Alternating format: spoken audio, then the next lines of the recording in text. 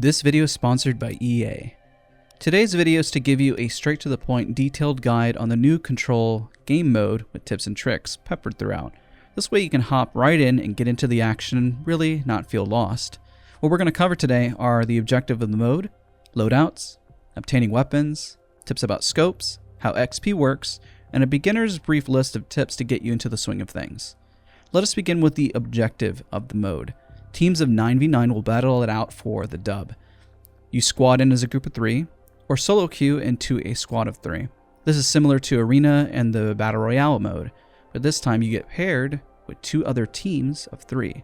This means you can have multiple legends in the same squad of 9, but that limit is capped at 3 per team. So, example would be 3 Watsons per overall 9v9, 3 Wraiths, 3 Pathfinders, and so forth. If they happen to double up, that is. The ultimate goal, though, is the first team to reach 1,250 points. This is done by zones with a total of 3 on the map. When eliminated, you spawn back in with a timer that is approximately 11 seconds. This is a wave timer, so if you click in and you join during the timer, let's say if it has 2 seconds remaining, well then you get back in 2 seconds. Just a quick tip, don't spam click it. Once you click it, it's good to go. If you spam click it, it'll keep making you unready for the spawn. Just a little tip.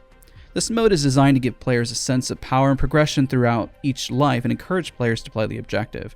And I have to say, this is done beautifully. The progression system is similar to that of the Gunmaster gun mode from Battlefield, and allows a focus on objective play, which is reinforced by providing you with unlimited ammo, armor healing up on its own once you're out of the fight for a predetermined amount of time.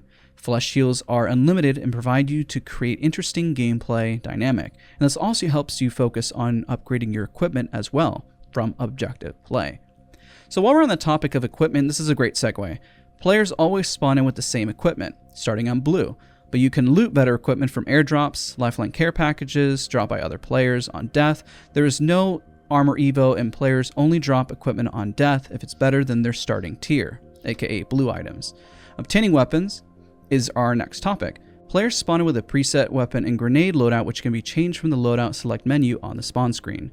Loadouts are not tied to the characters or classes and are 6 pre-made loadouts to choose from. This is similar to Winter Express if you played that game mode. Players can also find purple, gold, and crate weapons and airdrops, as well as looting any weapons dropped by other players. When a player is eliminated, they drop their weapons and respawn with whatever loadout they have selected. You don't get to keep your weapons between eliminations. Now, this is a fun part though, is upgrading those weapons that we're talking about. When a player reaches the XP threshold, their equipment, primary and secondary weapons automatically level up to the next weapon tier once players are out of combat. Players spawn in with blue kitted weapons and can level them up all the way to gold kitted. And I've done that. If you see my other commentary, you'll see that done as well. Once players reach max tier gold kitted weapons, they continue to level up your ultimate, and if players switched out, as any lower tier weapon upgrades them to gold as well. Just to highlight, crate weapons don't level up and they do not have unlimited ammo, so it's very important. You can also change your scope so when you're on the main screen. And this is similar to arenas on the buy menu, so once you change it, then it equips in game. Once in gameplay, the scope of the weapon doesn't automatically change, but you can switch them in your main menu screen. So let's cover briefly what provides you experience.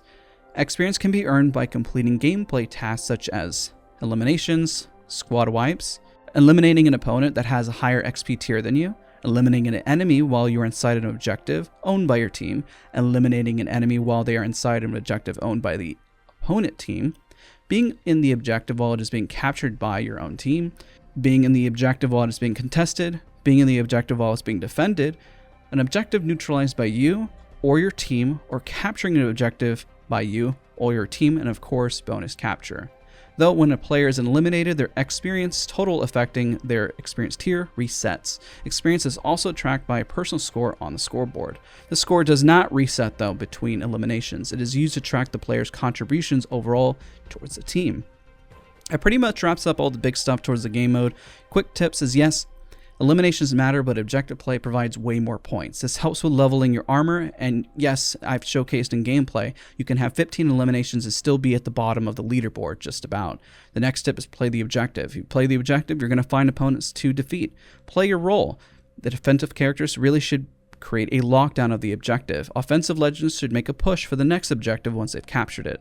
Some legends that provide utility are still useful, such as Lifeline can still drop down a care package to level up armors to purple. Loba can still be incredibly useful, as leveled guns armor are dropped, she can grab those out of the care package. Even a care package that happens to have weapons that you need without having to leave the objective.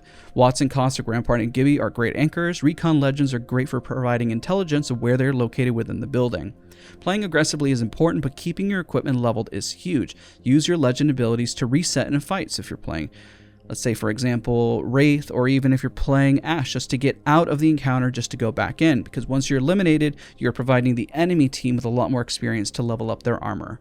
So the last tip I can provide though is lastly, have fun. This is absolutely the best game mode to learn the legends and actually improve in Apex. As you've seen from the footage, it gets really chaotic and there's so much to learn. Remember, it is a spawn and get eliminated. Go in, make mistakes, and play with your team. Everyone has a role. Even if you're not mechanically skilled, your abilities and objective play matter way more than the eliminations you provide. So thank you so much for watching. Don't forget to leave a like, comment, and subscribe, and I'll see you guys all in the next video.